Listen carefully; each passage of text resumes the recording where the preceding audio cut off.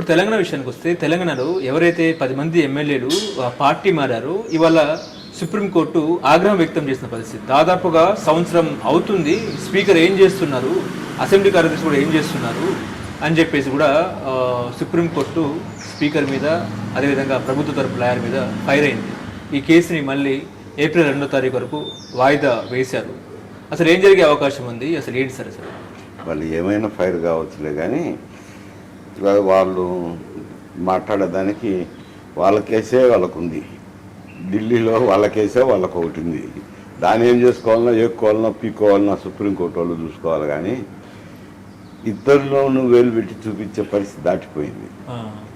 తమకే వేలు చూపిస్తా అంటే ఇతరులకు వేలు చూపించే పరిస్థితి దాటిపోయింది. కాకపోతే ఎందుకంటున్నాను ఈ మాట అంటే, నేను కోర్టు మామూలుగా అయితే కామెంట్ చేయను. ఇది డిఫెక్షన్ లాలోకి వస్తుంది. డిఫెక్షన్ లాలో నిర్ణయం తీసుకోవాల్సింది స్పీకరు విచక్షణాధికారాన్ని వాళ్ళు ప్రశ్నించేదానికి లేదు.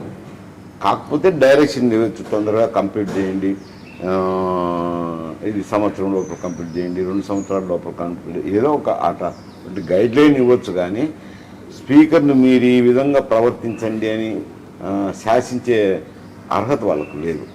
అందుకు నేను ఆ మాట అంటున్నాను. అది స్పీకర్ ఇష్టం. అది దానికి ఫైర్ అవ్వాల్సిన అవసరం లేదు, విచక్షణ కోల్పోవాల్సిన అవసరం లేదు. వాళ్ళు ఒక డైరెక్షన్ ఇవ్వచ్చు, ఏదో ఒక సంవత్సరం లోపల కంప్లీట్ చేయండి, ఇంకోటి అని డైరెక్షన్ ఇవ్వచ్చు. కానీ ఈ విధంగా ప్రవర్తించండి అని చెప్పేదానికి లేదు. ఇప్పుడు దేశవ్యాప్తంగా సంచలనం సృష్టించిన అంశం ఏంటంటే, ఢిల్లీ హైకోర్టు జడ్జి యశ్వంత్ వర్మ ఇంట్లో నోట్ల కట్టలు, అంటే వాళ్ళ ఇంట్లో షార్ట్ సర్క్యూట్ జరిగిన కారణం వల్ల అగ్నిమాపక సిబ్బంది వస్తే మొత్తం నోట్ల కట్లే దర్శనమిచ్చిన పరిస్థితి. ఈ అంశం అనేది సుప్రీంకోర్టుని కూడా ఉలిక్కిపడేలా చేసింది. అతన్ని సుప్రీంకోర్టు అలహాబాద్కి ట్రాన్స్ఫర్ చేసిన పరిస్థితి. అలహాబాద్ ఇప్పుడు హైకోర్టు లాయర్లు, బీసీఐ కూడా సీరియస్ అవుతున్న పరిస్థితి. ఈ కేసు ఈడీ సిబిఐకి ఇవ్వాలని. నెక్స్ట్ సుప్రీంకోర్టు యాక్షన్ ఎట్లా ఉంటుంది సార్?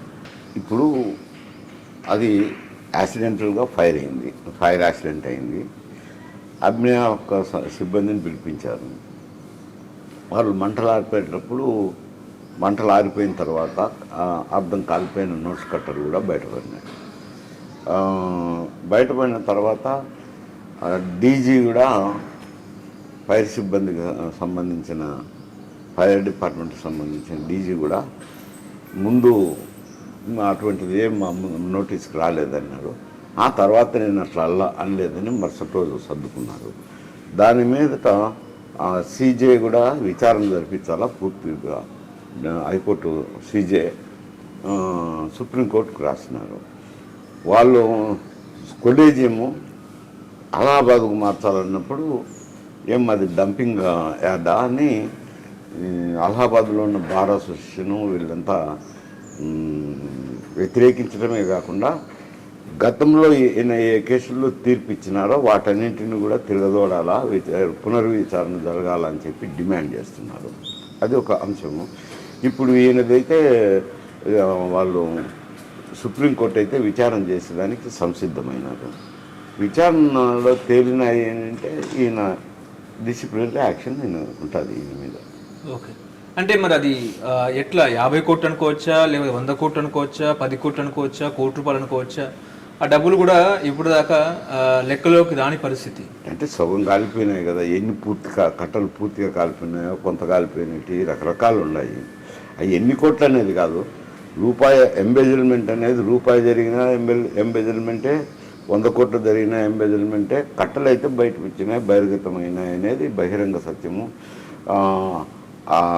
ఫోటోలు కూడా బయటకు వచ్చినాయి కదా, ఫోటోలు కూడా సుప్రీంకోర్టుకు సమర్పించినారు కదా.